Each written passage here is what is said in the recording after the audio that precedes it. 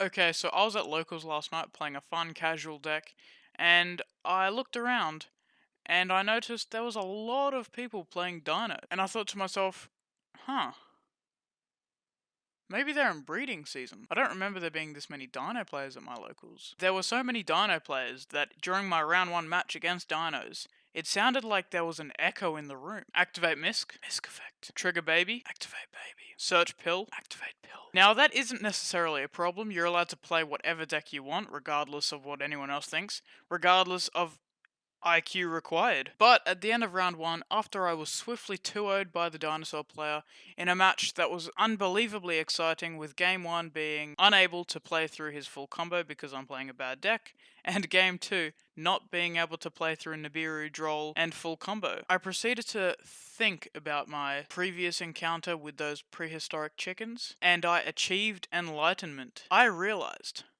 that dinosaurs is just a different skin of invoked. Let me explain. Oviraptor is basically Alistair with a second effect. Fossil Dig is effectively Meltdown. Both archetypes have a spell card that banishes cards from their graveyard in order to summon a boss monster. Speaking of that boss monster, when did Purgatrio have sex with Raijin? And as for Mechaba, well, Dolka and Lagia. That's like negate. When I realized this, it immediately all made sense to me. Why Dinosaurs is just such a boring deck to watch and play. Dinosaurs are just invoked, except they've also got Miscellaneousaurus. I can't figure that one out. Now, I bash Dinos, but I'm not necessarily above criticism. In fact, Dinosaurs were the first competitive or semi-competitive deck that I played back when I started attending locals for the first time in mid-2017. But there's just something about Misk being back at 3 that I didn't quite realize immediately. However, the release of that stupid jewelry crocodile has just made me realize how degenerate Miscellaneousaurus actually is. These cards just make the deck so linear and repetitive. This, paired with the fact that dinosaur players always seem to open some combination of Miscellaneousaurus plus Babycerosaurus, and then proceed to complain about bricking, kind of just adds to the experience and makes playing against the deck as frustrating as it is. And they do always have Misk, or at least it's very, very easy to tell when they have Miscellaneousaurus.